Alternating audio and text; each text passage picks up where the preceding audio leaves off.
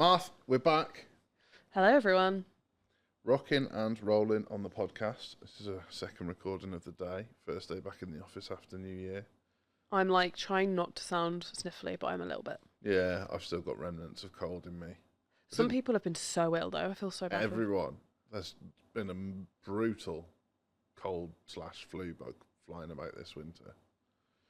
Yeah, So, I think I'm lucky in comparison. what are we talking about? Your marketing manifesto, which sounds quite serious. Sounds wanky, doesn't it? Yeah. Yeah. So, I don't really mean manifesto. It's just about being really clear what you want from your marketing and what you're going to do for your marketing this year. And I think a lot of people are quite wishy-washy. Oh, I'll try this and see how that goes. I'll try this and see how that goes. No, get really clear on the result you want. How many leads do you want this year? What are you willing to pay for those leads? How many new followers do you want this year? How many email newsletters are you going to send this year? And once you've got really clear on that, you can work backwards. So think of it like a government manifesto, like when Labour and the Tories and the Lib Dems are all trying to get in power, they release a manifesto and it says, this is what we want to achieve and this is how we're going to do it. That's what you need to do for your marketing before you start speaking to marketing agencies, freelancers, your marketing team. There's no use coming to us and saying, I want to run some ads, because I'm just going to turn around and say, well, why do you want to run some ads? Well, we want more sales. Well, how many more sales do you want? Oh, I don't know. Well, okay. So we need to... Because, like, it's like, what's your marketing budget? It shouldn't just be, like, plucked out of thin air. Yeah. It should be, like, this is how many sales. Okay, now X amount of this can be my marketing budget for this to be viable. Yeah, like I had an amazing conversation with a new client this morning who'd figured out how much his marketing was going to cost him per new client, how much his sales commission was going to cost him per new client, how much margin he's got per new client, and therefore how many new clients he needed to make all of this tick. And I was like, this is brilliant and slightly terrifying. But this is Make your match. the good. Well, yeah, it's what I want though. Like, so give me the parameters, and then I'll know if I'm failing, or succeeding. And at least, at minimum, know your numbers so we can work it out for you. And or if you don't know your numbers, just be completely open about that and let us figure it out with you, as opposed to just winging it. And so write your manifesto, get really clear, like, what do you want to do? How do you want to do it? What result does that give the business? What's that worth to the business? And then how does that justify how much you intend to spend on that? And keep it front and center. Like, we had so many clients last year that would be like always on to the next thing and forgetting about the purpose. Yeah. Like, what is what do you Nothing's going want? to happen in the next year that means you need to change tactics from whatever you decide now. Even if quantum computing becomes a thing and you think, actually, I should be doing that, the fundamentals are not going to change so much that you can't plan right now what you're going to do. Be that I'm going to do 10 webinars, 3 live events, I'm going to do a direct mail campaign, I'm going to send 24 email newsletters. Whatever it is, you can plan it now so that you don't get the shiny object syndrome and stray all over the place. And so that you do have like reliable data to make a decision on what you're going to do next year and the year after and the year after that. Yeah, because doing something once or like half committing to it and then saying this doesn't work for me but it seems to be working for everybody else, I would argue it's not. The problem is you. Yeah. Yeah, I've seen a lot of that recently where people are like, oh, I'm not making any sales, but I think it's the economy, or I think it's my marketplace, or I think it's people are spending on Christmas. And it's like really hard for us to turn around and say, well, out of our X many other clients, you're the only one not doing any sales. Mentioning Christmas like that is a weird mindset time. Either some people are like ready to go or other people are like just dead to the world. They don't even exist in that week. Yeah, I think people are ready to spend money in that time. Well, yeah, a lot of people get paid, don't they, in that time? People get paid in that time. People are already in the mindset of spending. And they're bored. Yeah. Like, if you think... Probably like, depressed. Codebreak's payroll ran between Christmas and New Year. It instantly, because I know, makes you all feel like, fucking hell, I've got money again. Yeah. That is a great time to target people. Yeah, we have quite a few clients who always run payday campaigns, like offer extended payday campaign, and it like they do really well because people know what that means and Yeah. they are ready because they're like, oh, this offer's on now and I've got money. I might not have money And next week. there's a lot of people where money burns a hole in their pocket, like they have to spend it. So if what you're offering is good value and you've got morals and you actually care about your customers, you're probably doing them a favour helping them spend their money with you than letting them go and spend it with some dickhead. Yeah. So I guess like the role of the manifesto is to help people define who they're going to target, what they're going to target them with, and how they're going to target them. And so many people will be going into this year as a business saying, I just want more customers. Or what customers do you want? Oh, I haven't got, like, I'm not able to be that fussy. Yes, you are. You have to be that fussy. And what have you got to offer them? Well, they can have any of these things. No. What are your 3 core products that you're going to push in front of this demographic? I don't want to narrow it, but you've got to. Yeah. Get really fucking clear on the 2 or 3 things that you're going to push hard to X, Y, Z people. And once you do that, life becomes so much easier. Like so much easier. Like our business now, we're dealing with like 1 or 2 good prospects a day, which in a high ticket business is good going. And every conversation's the same. And you think that would be boring, but it's not boring. It's exciting because it means it's working. Yeah. And so, I mean, I've heard you have like 3 conversations today, and this is with clients. And all 3 conversations, you've probably used the same phrases every time. Yeah. And like, you're not pulling the wool over anyone's eyes. That's you, like, we're in the groove. We're using our expertise. We're getting the right type of client. Like you talk about high skepticism to every client you speak to, because everybody is highly skeptic now because they've got the world at their fingertips. There's so much noise and so much information available. So that a bit like in the previous podcast, we were talking about what makes you different. It's not just about what makes us different. It's about how can you trust us over everyone else. Yeah, trust is a huge thing. Like, it's unless you're selling like a £2 widget, which anybody will take up on, but maybe not even so much anymore. Like social proof, all that is so important. Like, yeah, and marketing is not just about attracting new leads. It's about demonstrating that you're a trustworthy and established company. Getting the leads is almost the easy bit. Yeah, it's the what comes next that has to be so carefully crafted to help people. Like, if you like think about, me and Jace have just booked a spa day, and we had like a few in mind, saw the prices. Like, is this a true story? Yeah, this is true. Going? When? My birthday. Not when. Hall Cross Hall. Oh yeah. Yeah. Fancy. Yeah. What were the other options? One was called something Muse. Okay. They all have outdoor terraces. I don't know why. I want to go to Carden Park. That was one. Yeah, it's quite far for you, Carden Park. Quite a lot of famous people have been there. Yeah. I've seen it on Instagram. That's where Ryan Reynolds stays when he's at Wrexham. Weirdly, I got the bell, like, when I was, like, just looking at local stores, like got the bell free. I was like... Joel says that shit. Don't go there. Unless you want to transport yourself back to the 1970s. Oh, really? Yeah. Well, a lot of the rooms looked a bit, like, tired. The room I got put in, I swear, was a cupboard with a bed in it. Really? And I was like, this is shit. Do you think maybe they didn't get the best rooms, like the retreat that you were on? Yeah.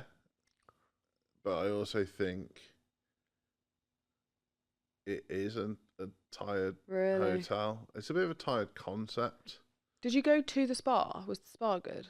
No, I didn't go in it, so I can't judge. But like, I know Hawcross Hall's really good. I've just been to somewhere. Where have I just been? Near Newcastle. Somewhere. I've been somewhere, Marth. Great podcast content. I have been somewhere, and their spa was amazing. I was just like, yeah. But then Jace did say to me, to be fair, well, what do you think is a good spa? Like, what do you want? And I was like, I don't know, actually. I just don't want it to look shit. I want to walk in and I want it to feel clean and cool. That's the thing, isn't it? I don't mind if it's dated, if it's clean and tidy and I still feel relaxed. It's when it's like you've all given up. Yeah. Oh, we went, there's one that I went to a couple of years ago, and I remember thinking, this feels tired. And you always know, because there's like inevitably, like, the jacuzzi's out of order. and there's a piece of paper stuck to the wall with out of order written on it, and you're just like, that ruins the whole experience. Like, just that piece of paper stuck to the wall looks shit, and you lot don't care. I've really fallen for like the outside terracey ones. That's what I want. like. I want to be in a hot tub, but I want it to be cold outside. Yeah. But how do you get there? Like, that's the bit that's scaring me. I want to be able to like swim into the outdoors. I don't think you can do that at Cross Hall. No, you can definitely do that at Aquasana at Centre Park, Sherwood Forest. That was unreal. You go like, but yeah, I know what you mean. Like, I think like Carden Park is a case of dressing gowns and slippers and scooting outside, and you take your champagne out. It's like real first world problem stuff. But anyway, the point of this was that we had a few that we were looking at, and like they're not cheap. Like, if you want to do a spa break, like we want to stay the night and then use the spa again. You're not going to have any change out of 200 quid. It's more like exactly 600. And we could go on holiday. We could go on holiday for that. But like all of them were. It wasn't like, oh, and then we looked at some Tide. Oh, there's one on voucher. It's still like 400. But then why wouldn't you go on a city break that's to a hotel that's got a spa? Yeah, but like when you like break it down into I'd go like to Austria for 600 quid. I'd be like, right, I'm going to Austria. I'm going to Austria. I'm going to sit in a hot tub in the snow. Yeah, that'd be fucking quality. Yeah, I don't know actually. Maybe because, like, I don't know, the effort of like going to the airport, parking. Yeah, that's true. So that's what needs to be in their manifestos, right? It's like, how are we going to show that the value proposition is right? Because £600 is a lot of money to most people. But then, see, I looked down the list. I'm like, you have the hotel, you have the 3-course meal in the restaurant. And when I was like adding up, I was like, well, that meal's would have been £100. Like, if we don't have them, if we just go for the day and we stop somewhere on the way home, 150 quid. So. And then suddenly it's like, oh, okay, like this price breakdown. But I had to see that list first to be like, and the 3-course night a la carte, and you get breakfast. I was like, well, breakfast is gonna be 40 quid for us if we again just come on the way here and get breakfast. Yeah. So, and so that was an important part of it. The other bit was like when I was looking at them all, I was like, well, I don't like. Does this one look dated straight to the Instagram? Like, do they have any reviews? The website for Hall Cross Hall was pretty good, which normally I wouldn't be in the demographic to look on a website, but it was easy. Like, there was one that we literally got to the checkout of, and it wouldn't let us continue any further. Like, it wouldn't, like the button didn't work, and so that was the Muse one, and so like, how mental is that? That's like the whole point of the marketing is just been fucked at the last minute because you can't take my money. That's so bad. But I needed that social proof of like people looking like they're having fun, clean looking people. Clean looking people. But yeah, that's it. Like if you were writing your marketing plan for the year, you'd be like, what visuals do our clientele need to see to want to come here? If I'm high ticket or like consider, like, obviously that is subjective, but what is their main objections? And ask people like, oh, so like what's your main objection here to this, and then get that into your marketing so that you don't have to answer on the call. Yeah exactly that. And like that's where like the marketing and sales line becomes blurred. Like one of our clients did a webinar between Christmas and New Year, and on the webinar he was going to pitch his product, but he took a risk and sent through his like PDF brochure before the webinar saying, on the webinar there's going to be an opportunity to work with me in the future. Here's a breakdown of what the program looks like. This is what it costs. Totally up to you if you want to go for that. I'm still going to provide you with loads of value on the webinar. I just didn't want you to think you were coming along to a cheesy pitch. His show up rate went through the roof, and his conversion rate went through the roof because he'd handled all the objections before. So some people who are coming to a webinar or a live event, their objections will be so strong that they don't show up because they can't. They're like, well, unless he addresses this, I'm not going to fucking buy it anyway. Oh, well, actually, I just won't bother. Or the people that you don't want there, who like can't afford it. Just waste your time and ask loads of questions. Yeah, exactly. Or like probably don't turn their camera off, or they've left their sound on. Don't turn their camera on is half the problem. Yeah, I don't see many when I watch the replays of our clients' webinars. like People one. sit there with their cameras But then off. that one person you feels like a hostage. Yeah. No, and the person we're talking about is very good at getting people to engage, turn their cameras on, get involved, and he calls people out and brings them in. But I just thought that, like, that tactic is really good. And again, like Hawcross Hall, Carden Park, just that, like, sign up here to download our brochure is helping get people past their objections before selling them. And like, I know from Carden Park, when you go through the checkout process, the upsells are unbelievable. Like, Yeah, our upsell was this was kind of annoying. This actually could have been a hindrance. It was like, use the spa early, and I was like, hang on, I'm already paying all this money. What do you mean I can't use the spa on the day I get there? You have to pay extra for that. really? Yeah. So you can only use it the day after you stay? I don't know whether that was for Hawcross or a different one. I was like, no. Like, so like the morning you wake up. So the hotel I stayed at in Durham, it was Durham that I was trying to get at before. I still can't remember the name of the place. It was a fairly fancy hotel and had an amazing spa. And to stay there, just the night stay was expensive. I was like, this is a bit of a decision here. Like, Got to explain this to the wife. well, yeah, 'cause she wasn't coming, and it was a Christmas party. And then I was like, well, as long as I go and make use of the facilities and relax a bit before Christmas, I justified it to myself. Got there, and they were like, oh, you can use the swimming pool, the steam room, and the poolside jacuzzi, but the rest of the spa facilities you have to upgrade for. I was like, oh, you bastards. How much was the upgrade? Did you do it? It was 80 quid for 2 hours. And what were the other facilities? Like cold plunge pool, ice room, Oh, all good stuff. outside jacuzzis. What are those ones where they just nice smells and it's hot? You know what I mean? Yeah. Like, it smells like pine trees or whatever. How are they like policing that though? Do they give you a different wristband? coloured wristband, and you can't get through the doors without the right wristband. It's like, Oh, you bastards. why like the cold plunge is the best? Well, I guess because people pay. That's what I'd want to do. outdoor jacuzzis? That's what I wanted. Yeah.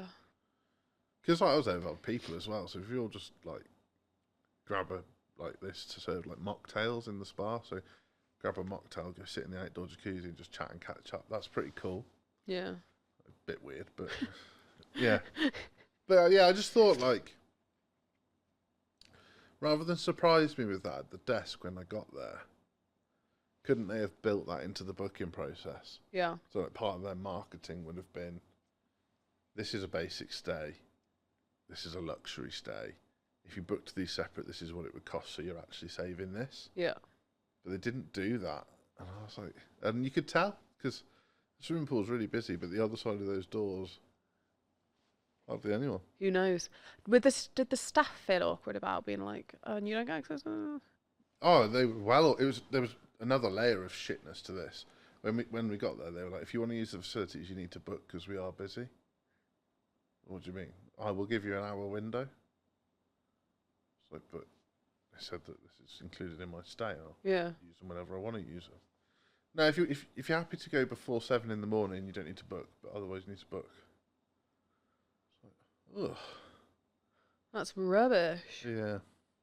The staff must get so much shit there. Because I always think that as well. Like, when you purposely, like, make it shit for your staff, then you're going to have a high turnover of staff, right?